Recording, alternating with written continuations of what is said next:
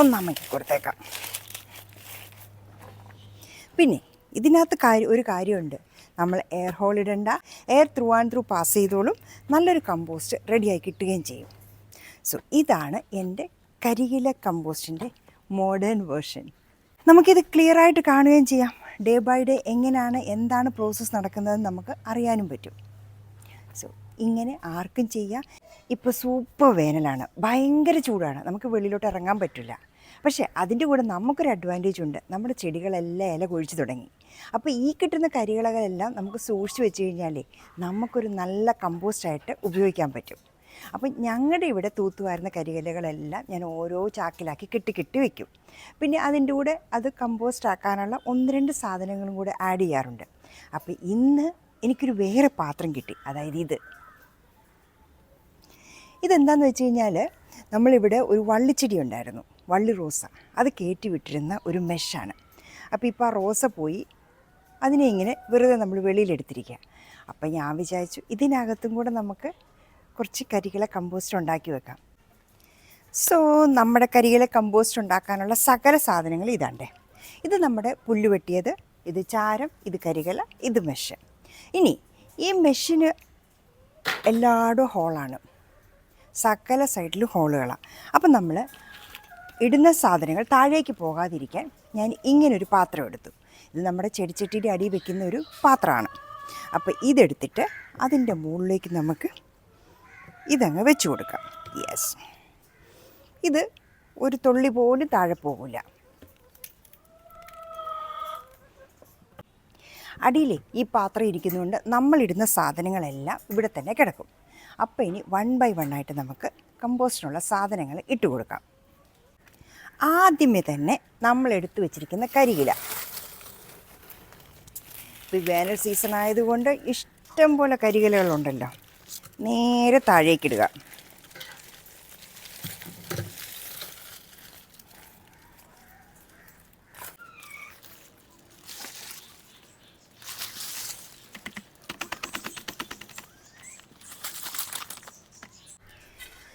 So നമ്മളിട്ട് കൊടുത്ത കരിയിലകളെ ഒന്ന് താഴേക്ക് അമക്കാനായിട്ട് ഇങ്ങനൊരു കമ്പ് വെച്ച് ഒന്ന് കുത്തി കൊടുക്കുക. അപ്പോൾ അത് കുറേ താഴേക്ക് പോകും. ഇതേ കുറച്ച് പച്ചപ്പുല്ലാണ്, നമ്മുടെ പറമ്പിൽ നിന്ന് പറിച്ച പച്ചപ്പുല്ലുകൾ, അടുത്തതങ്ങിട്ട് കൊടുക്കാം. ഏത് സാധനവും നമുക്ക് കമ്പോസ്റ്റാക്കി എടുക്കാം. അതിനുശേഷം നല്ലപോലെ കുത്തി അമക്കുക.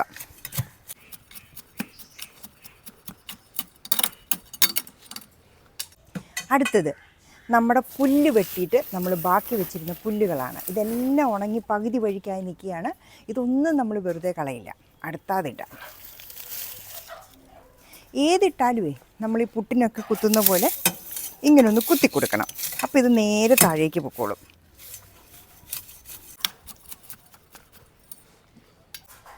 ഇത് ചാക്കിലും ചെയ്യാൻ കേട്ടോ. എനിക്കിങ്ങനെ ഒരു മെഷ് കിടന്നപ്പോൾ അതിൻ്റെ ഒരു കൗതുകം കൊണ്ട് ഞാൻ ഇതിനകത്ത് ചെയ്യാണ്. അടുത്തത് നമ്മുടെ നല്ല പുളിച്ചു വെച്ചിരിക്കുന്ന കഞ്ഞിവെള്ളം.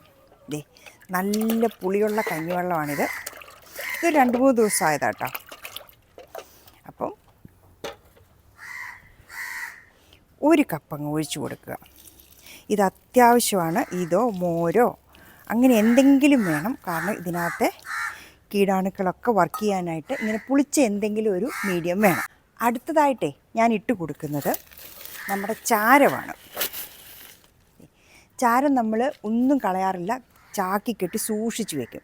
ഇതിടുമ്പോൾ ഇച്ചിരി പറക്കും.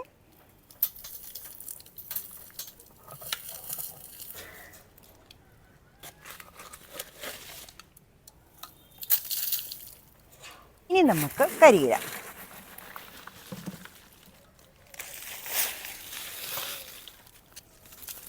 ഇനി നമുക്ക് നമ്മുടെ പുല്ല് വെട്ടിയത്. ഇനി ഇതിനെ നമുക്ക് താഴോട്ടാക്കി കൊടുക്കാം. ഇനി കഞ്ഞിവെള്ളം.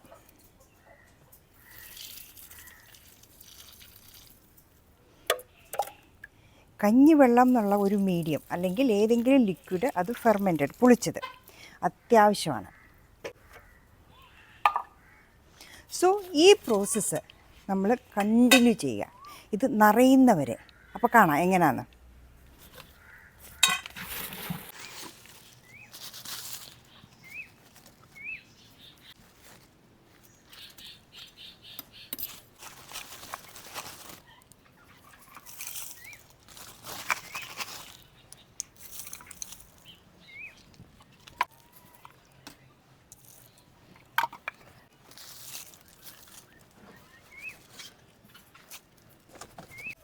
മുറ്റത്തെ ബഫല്ലോ ഗ്രാസ് ആണിത്.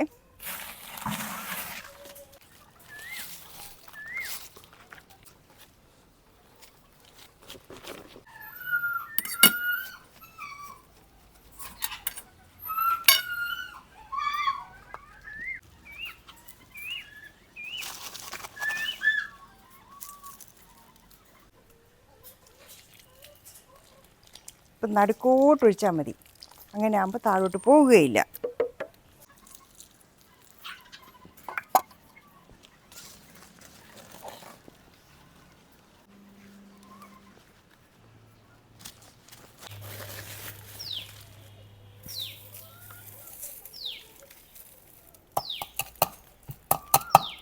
നമ്മുടെ ഇവിടെ തിരുവനന്തപുരത്തെ ഗവൺമെൻറ്റിൻ്റെ കരികില സംഭരണികൾ കാണാം. എല്ലാ മുക്കിലും മൂലയിലും വെച്ചിട്ടുണ്ട്.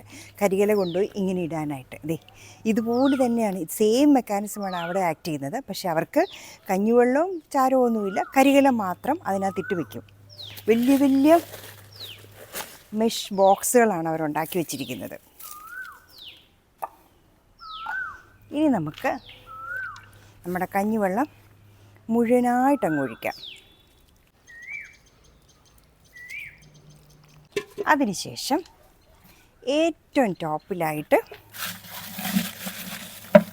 നമ്മുടെ ബാക്കി വന്ന കരികലുകൾ കൂടെ ഇട്ട് കൊടുക്കാം. ഏറ്റവും ടോപ്പ് എപ്പോഴും ഡ്രൈ ആയിട്ടിരിക്കുന്നതാണ് നല്ല കേട്ടോ. ഒന്നമ്മയ്ക്ക് കൊടുത്തേക്കാം. പിന്നെ ഇതിനകത്ത് ഒരു കാര്യമുണ്ട്. നമ്മൾ എയർ ഹോൾ ഇടണ്ട, air through and through pass ചെയ്തോളും. നല്ലൊരു കമ്പോസ്റ്റ് റെഡിയായി കിട്ടുകയും ചെയ്യും. സോ ഇതാണ് എൻ്റെ കരികില കമ്പോസ്റ്റിൻ്റെ മോഡേൺ വേർഷൻ. പിന്നെ നമുക്കിത് ക്ലിയറായിട്ട് കാണുകയും ചെയ്യാം. ഡേ ബൈ ഡേ എങ്ങനെയാണ്, എന്താണ് പ്രോസസ്സ് നടക്കുന്നതെന്ന് നമുക്ക് അറിയാനും പറ്റും. സോ ഇങ്ങനെ ആർക്കും ചെയ്യാം. ഈ മെഷീനൊന്നും വലിയ വിലയില്ല കേട്ടോ. മീറ്ററിന് 120 രൂപയെങ്ങാണ്ടേ ഉള്ളൂ. 1 മീറ്ററോ 2 മീറ്ററോ വാങ്ങിച്ചു കഴിഞ്ഞാൽ വലിയൊരു സർക്കിൾ ഫോമിലുള്ള സാധനം ഉണ്ടാക്കാം. ഇതിനകത്ത് വേറെ ആരുടെ ഹെൽപ്പ് പോലും വേണ്ട. സോ ആർക്കും ചെയ്യാൻ പറ്റുന്ന ഒരു സൂപ്പർ കരികില കമ്പോസ്റ്റിൻ്റെ പാത്രമാണിത്. സോ ഇതാണ് നമ്മുടെ കമ്പോസ്റ്റ് കുറ്റി. പുട്ടുകുറ്റി പോലെ തന്നെ കമ്പോസ്റ്റ് കുറ്റി. ഇനി ഇതിനെ അധികം വെയിലടിക്കാത്തതും മഴ വന്നാൽ മഴ നനയാത്ത, ഇപ്പോൾ ഈ വേനൽ മഴയൊക്കെ വരാനുള്ള ചാൻസസ് ഉണ്ടല്ലോ, അപ്പോൾ അങ്ങനെ മഴ കൊള്ളാത്തതുമായ ഏതെങ്കിലും പ്ലേസിൽ കൊണ്ടുപോയി നമ്മൾ സേഫായിട്ട് വയ്ക്കണം. കരികില ആയതുകൊണ്ട് അധികം വെയിറ്റ് ഒന്നുമില്ല, ഈസി ആയിട്ട് കൊണ്ടുപോകാൻ പറ്റും. നമ്മളിവിടെ കൊണ്ടുവന്ന് പ്ലേസ് ചെയ്തു, സേഫാണ്, ഇവിടെ ആരും വരില്ല. ചാർലി തൊട്ടപ്പുറത്തുണ്ട്. പിന്നെ നമ്മൾ ഒരു കോഴിപ്പെണ്ണി ഇവിടെ താമസമുണ്ട്. ഇനി ഇതിനെ ഒന്ന് മൂടി വയ്ക്കണം. അതിനായിട്ട് ഞാനെടുത്തത് ഇങ്ങനൊരു ചെടിച്ചട്ടിയാണ്. ഇങ്ങനെ മൂടിയാൽ പറ്റൂല. അതുകൊണ്ട് എന്ത് ചെയ്തു, ഇങ്ങനെ അങ്ങ് മൂടി, തിരിച്ചിങ്ങനെ അങ്ങ് മൂടി. അപ്പം നമ്മുടെ കുറ്റിക്ക് ഒരു മൂടയായി, എയർ സർക്കുലേഷനുണ്ട്. സോ ഇങ്ങനൊരു മെഷ് ഉണ്ടെങ്കിൽ നമുക്ക് ഈസി ആയിട്ടൊരു കമ്പോസ്റ്റ് ഉണ്ടാക്കാൻ പറ്റും. നമുക്ക് നോക്കാം, ഡെയിലി കാണാമല്ലോ ഇതിൻ്റെ പ്രോഗ്രസ്, എത്രത്തോളം ഇത് കമ്പോസ്റ്റായി താഴോട്ട് പോകുന്നുണ്ടെന്നുള്ളത് നമുക്ക് ഡെയിലി കണ്ടുകൊണ്ടിരിക്കാം.